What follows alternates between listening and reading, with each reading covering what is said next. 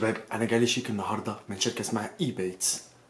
الشركه دي بتديك فلوس على اي حاجه انت بتشتريها اونلاين، ولغايه دلوقتي عمل اكتر من $370، وعايز اوريكم ازاي كلكم لازم تعملوا فلوس من الموضوع ده. يلا ورايا هوريكم. اهلا بيكم مره في افكار مره الصندوق. المره دي انا هعمل لكم فيديو للاونلاين شوبرز، الناس اللي بتحب تشتري حاجات اونلاين. ازاي تشتري حاجه اونلاين ونسبه من الحاجه اللي انت اشتريتها ترجع لك من 1% لغايه 10%. الشركه دي اسمها اي بيتس. هحط لك اللينك في الديسكربشن، هتدوس عليه هتعمل ساين اب بالفيسبوك، واي حاجه انت عايز تشتريها هتخش على ebates.com وتشوف السايت اللي انت عايزه، تدوس عليه هيفتح لك الصفحه بتاعت السايت. اي حاجه هتشتريها من على الصفحه ديت هيجي لك كاش باك. واي بيتس كل 3 شهور بيبعت لك شيك بكل العمولات والحاجات اللي جات لك من الشراء اللي انت اشتريته ودفعت فلوسه اساسا تستخدمه تاني. انا لغايه دلوقتي عامل $370. هوريك الشيك بتاعي وهوك يو ثرو ات. اول حاجه انت هتدوس على اللينك اللي في الديسكربشن اللي انا حاطه، وبعد كده هتعمل جوين ناو. انا عامل اكونت فهعمل ساين ان، وبعد كده بعمل ساين ان بالفيسبوك. فدي الفلوس اللي انا عملتها $370 من ساعه ما عملت الاكونت معاهم. والشيك اللي جاي لي مثلا خلال اسبوعين 3 كده هيبقى ب 100 حوالي $160. ده الشيك اللي جاي الايام اللي جايه. افرض دلوقتي بقى انت عملت الاكونت وتمام وعايز تبدا تشتري حاجه من على اي باي، ولا حاجه. هتيجي هنا تدوس على اي باي، هتيجي بعد كده تقول له شوب ناو. هو هيفتح لك صفحه بتيكت. انت لازم تشتغل من الصفحه دي تشتري اللي انت عايزه، وبعد ما تشتري الحاجه اللي انت هتعوزها، بعد ما تشتريها هتلاقي اي بيتس باعت لك ايميل بعد 3-4 ايام يقول لك انت عملت المبلغ الفلاني. فلو انا دخلت على الشيك اللي جاي لي هيقول لك هو انا عملت مثلا اديت يوم 14/12 اي باي اوردر نمبر اللي هو تيكت نمبر $550، عملت $5.5. وهنا عملت 27 سنت و$12.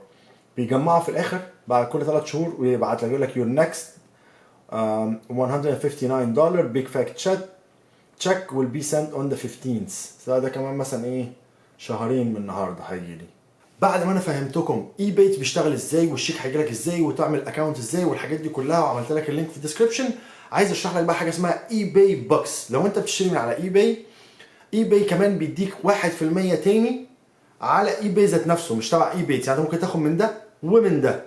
واي باي بوكس ده فيه ميزه اللي هو ساعات بيعمل لك 1% العادي، وساعات بتوصل لغايه 10%. فانا بعمل ايه؟ اي حاجه بعوزها خلال الشهر بعملها اد تو كارت، واجي اول ما اي باي ينزل ال 10% او 8% الاي باي بوكس بروح شاري كل اللي انا عايزه على طول. المشكله بتاعت اي باي بوكس اللي انت لازم يكون عنوانك من امريكا.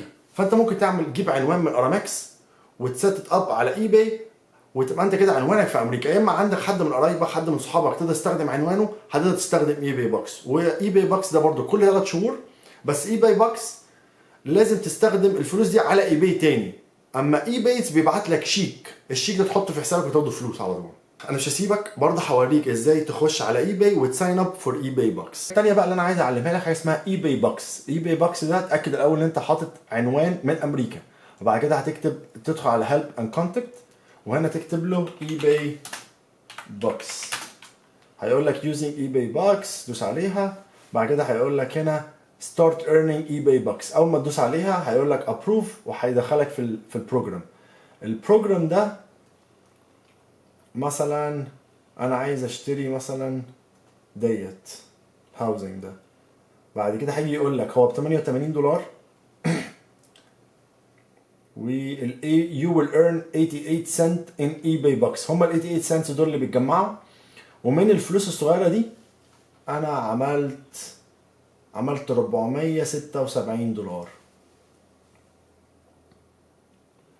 اهو. كل 3 شهور بيبعت لك الشيك او بتستخدم الفلوس. في جانوري عامل 476، وبرده بيقول لك اهو لما انت اشتريت دوت ب 132 انت جالك $13 عشان اليومين دولت اي باي بوكس عملها 10%. فقعدت اشتري حاجات كتير اهو 103 خدت $10. اما في العادي بتشتري حاجه ب $43 ولا $34 بتاخدهم 34 سنت اللي هي 1%.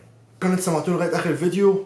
انا كده جارانتيد ليكو اللي انت هتجيلك على الاقل 2%، واحد من هنا وواحد من هنا لو انت شغال على اي باي. ما تنساش سبسكرايب، شير، لايك، كومنت، واشوفكم في حلقه كمان. باي باي.